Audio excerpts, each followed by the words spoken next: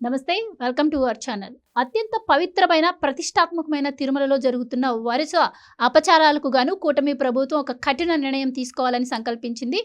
స్వర్ణ దేవాలయం తరహాలో తిరుమలలో కూడా అత్యంత కఠినమైన చట్టాలను తీసుకురావాలని ఆలోచన చేస్తున్నట్టు తెలుస్తుంది. దీనిపైన కసరత్తు చేయాలని చంద్రబాబు గారు కూడా అధికారులను ఆదేశించారు అని వార్తలు వస్తున్నాయి. మరేంటి కఠిన చట్టాలు తీసుకొస్తే మరి ఇప్పటి వరకు జరిగిన తప్పులకు కూడా శిక్షలు పడే అవకాశం ఉందా? మరి ఇక మీదట తప్పు జరిగితే కఠిన చట్టాలు ఉండబోతున్నాయి. ఇది ఎంతవరకు వర్కౌట్ అవ్వబోతుంది అన్న విషయాన్ని తెలుసుకుందాం. మనతో పాటు ఉన్నారు ప్రముఖ ఆర్థిక, రాజకీయ, సామాజిక విశ్లేషకులు రాజేష్ అప్సాని గారు. నమస్కారం సార్. నమస్కారం సార్, స్వర్ణ దేవాలయం తరహాలో కఠిన చట్టాలు తీసుకురావాలి తిరుమలలో కూడా ఆలోచనలు చేస్తున్నట్టు తెలుస్తుంది కూటమి ప్రభుత్వం. ఇది ఎంతవరకు వర్కౌట్ అవుతుంది? ఇప్పుడు నేను అన్నట్టు ఇప్పటి వరకు జరిగిన తప్పులకు కూడా ఇది అమలు అవ్వచ్చా? ఎందుకంటే ఇప్పటికి దానిలో శిక్షలు అయితే ఎలాంటి శిక్షలు పడలేదు కాబట్టి మరి ఇక ముందు ఏమైనా జరిగితే ఇవి అమలు అవుతాయంటారా? ఎలా ఉండబోతుంది అంటారు? అంటే ఒక కొత్త చట్టాన్ని అందుబాటులోకి తీసుకొచ్చినప్పుడు, కొత్త చట్టాన్ని అమల్లోకి తీసుకొచ్చినప్పుడు, ఆ చట్టం అమల్లోకి వచ్చిన నాటి నుంచి తర్వాత జరిగే సంఘటనలకు ఆ చట్టం వర్తిస్తుంది తప్ప ముందు జరిగిపోయిన సంఘటనలకి తర్వాత తీసుకొచ్చిన చట్టం వర్తింపజేయడం సాధ్యం కాదు సాంకేతికంగా. అంటే ఒక సంఘటన జరిగిన నాడు ఆ సంఘటనకి సంబంధించి ఆ రోజు లా ఆఫ్ ల్యాండ్ అంటారు. చట్టం ఆ సంఘటనకి ఏ శిక్ష వర్తింపజేస్తూ చట్టం అందుబాటులో ఉంటే ఆ చట్టమే వర్తిస్తుంది. కానీ ఈ మధ్యకాలంలో వందల సంవత్సరాల తిరుమల చరిత్రలో వందల సంవత్సరాల తిరుమల పవిత్రతని కాపాడుతూ రాజులు, మహారాజులు, చక్రవర్తుల నాటి నుంచి నవాబులు, బ్రిటిష్ వాళ్ళ పాలనా హయాంలో కూడా తిరుమల పవిత్రతని కాపాడుతూ వచ్చారు. కానీ first time in the history 5 సంవత్సరాల జగన్మోహన్ రెడ్డి పాలనా హయాంలో తిరుమలలో చోటు చేసుకున్నన్ని అపచారాలు మొత్తం తిరుమల చరిత్రలో కూడా ఎప్పుడు చోటు చేసుకోవాలి.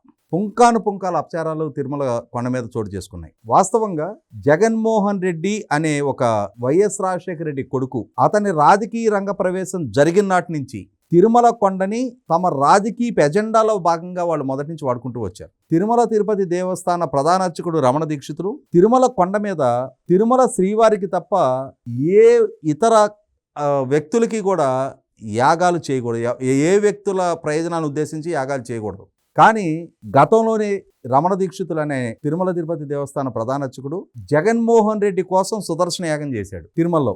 ఆనాటి నుంచి మొదలుపెట్టి అన్యమతస్థుడైన జగన్మోహన్ రెడ్డి తిరుమల సందర్శనకు వచ్చిన ప్రతి సందర్భంలో కూడా అక్కడ తిరుమల శ్రీవారి పట్ల నమ్మకం ఉంది అని చెప్పని ఒక డిక్లరేషన్ ఇవ్వాల్సిన సందర్భంలో దాన్ని ధిక్కరించి ఆ డిక్లరేషన్ ఇవ్వకుండానే అతను అంటే ఒక రకంగా తిరుమల తిరుపతి దేవస్థాన వ్యవస్థనే ధిక్కరించి ఒక దండయాత్ర చేసినట్టుగా అతను తిరుమల తిరుపతి దేవస్థానంలోకి ప్రవేశిస్తూ వస్తున్నాడు. ఇదే క్రమంలో తిరుమల కొండ మీద ఎటువంటి రాజకీయపరమైన నినాదాలు చేయడానికి వీల్లేదు అని చెప్పని బలమైన చట్టం ఉన్నా కూడా జగన్మోహన్ రెడ్డికి జిందాబాదులు చెప్తూ వాళ్ళ కార్యకర్తలు అత్యుత్సాహ ప్రదర్శన పలు సందర్భాల్లో చేస్తూ వచ్చారు. ఇక ఒకసారి రాష్ట్ర ముఖ్యమంత్రిగా జగన్మోహన్ రెడ్డి పాలనా బాధ్యతలు చేపట్టిన తర్వాత అక్కడ చోటు చేసుకున్న వరుస సంఘటనలు, ముఖ్యంగా ఈ మధ్యకాలంలో విపరీతంగా వివాదాస్పదం అవుతూ వస్తున్న తిరుమల శ్రీవారి ప్రసాదంలో వినియోగించే నెయ్యి నకిలీ నెయ్యి లాంటి పదార్థం లక్షల కేజీలు సంవత్సరాల తరబడి సరఫరా చేయబడింది అన్న ఆరోపణ. అలాగే కోట్లాది మంది శ్రీవారి భక్తులు శ్రీవారి పట్ల భక్తిభావంతో వారి కానుకలు సమర్పించే హుండీ లెక్కింపు పరకామణి, ఆ పరకామణి సొమ్ముని దొంగతనం చేస్తే ఆ దొంగ సొమ్ము విషయంలో జరిగిన అవకతవకలు, ఆ దొంగని అతన్ని దాతగా చిత్రీకరించడానికి చేసిన ప్రయత్నాలు, వీటన్నిటి నేపథ్యంలో ప్రభుత్వం విచారిస్తూ ఉంటే విచారణాధికారులకు వాంగ్మూలం ఇవ్వడానికి బయలుదేరిన నాడు ఏవిఎస్ఓగా పనిచేసిన సతీష్ కుమార్ అని ఆయన హత్యగావింపు పట్టం, ఇటువంటి సంఘటనలన్నీ తిరుమల కేంద్రంగా జరుగుతున్న నేపథ్యం. ఇదే క్రమంలో తిరుమల కొండ మీద చాలా మంది ఆశ్రమాలకి, మఠాలకి వాళ్ళ భవనాల నిర్మాణం కోసం స్థలం కేటాయింపు జరిగింది. కానీ జగన్మోహన్ రెడ్డి పాలనా హయాంలో ఆయనకి రాచగురువుగా చలమణైన, ఆయన ఎన్నికల విజయానికి నేను చేసిన రాజశ్యామల యాగమే కారణం అని చెప్పని ప్రకటించుకున్న విశాఖ శారదాపీఠం అధిపతి స్వరూపానంద, అతనికి 5,000 అడుగుల స్థలం అతని మఠం నిర్మాణం కోసం స్థలం కేటాయింపు చేస్తే అతను 10,000 అడుగులు కబ్జా చేసి మరి అతను భవన నిర్మాణం చేసిన తీరు, ఇటువంటి ఉల్లంఘనలు, ఇటువంటి దౌర్జన్యాలు, స్వామివారి ఆలయం మీదే దండెత్తొచ్చేలాంటి వ్యవహార శైలి ఇవన్నీ కళ్ళ ముందు కనిపిస్తున్న నేపథ్యంలో ఈ రోజుకి కూడా అక్కడ ప్రతి సందర్భంలో అనుకోకుండా అక్కడ క్యూ లైన్లో తొక్కిసలాటలు చోటు చేసుకుంటూ ఉంటున్నాయి. సంబంధ బాంధవ్యాలు లేని దుష్ప్రచారాలు శ్రీవారి ఆలయం మీద చేస్తూ వస్తున్నారు.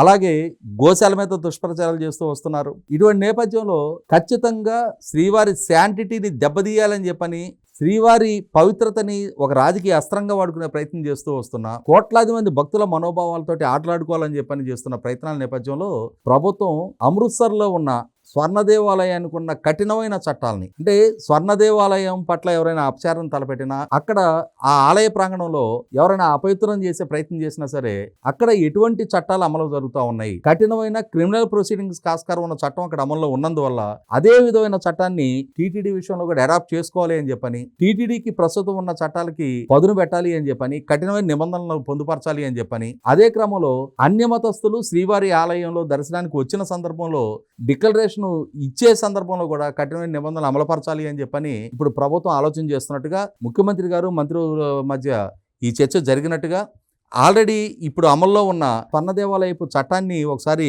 అధ్యయనం చేసి ఇక్కడికి కూడా అదే విధమైన చట్టాన్ని రూపొందించే చర్యలు తీసుకోవాల్సిందిగా ముఖ్యమంత్రి గారు కూడా స్పందించినట్టుగా వార్తలు వస్తూ ఉన్నాయి. 100% శ్రీవారి పవిత్రతని దెబ్బతీయడం కోసం జరుగుతున్న కుట్రల నేపథ్యంలో శ్రీవారి ఆలయం మీద దాడి దౌర్జన్యం చేయడం ద్వారా శ్రీవారి పవిత్రతని ఇవాళ పలచం చేయాలని చెప్పని చేస్తున్న ప్రయత్నం నేపథ్యంలో ఖచ్చితంగా ఇటువంటి చట్టాన్ని అమల్లోకి తీసుకురావటం, ఇటువంటి చట్టాన్ని రూపొందించాలి అని చెప్పని ప్రభుత్వం సంకల్పించడం అనేది ఆహ్వానించదగ్గ పరిణామం. సరే, ఇప్పటికీ మనం వింటూ ఉన్నాం టీటీడీ స్వయం ప్రతిపత్తి కలిగిన సంస్థ, ప్రభుత్వానికి టీటీడీకి సంబంధం లేదు అంటూ ఉంటారు. అయినా కూడా మీరు చెప్పిన ఇప్పుడు అవకతవకలు అప్రతిష్ట ఈ 5 ఏళ్లలో మనం చూస్తూనే వస్తున్నాం.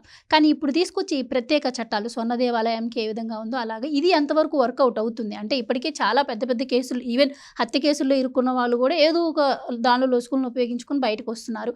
సో మరి ఈ చట్టాలు ఎలా ఉండబోతాయంటారు? ఇప్పుడు సహజంగా ఏంటంటే ఏ పౌరుడికైనా సరే చట్టం పట్ల, రాజ్యం పట్ల ఐదర్ భక్తి అయినా ఉండాలి, లేదంటే భయమైనా ఉండాలి.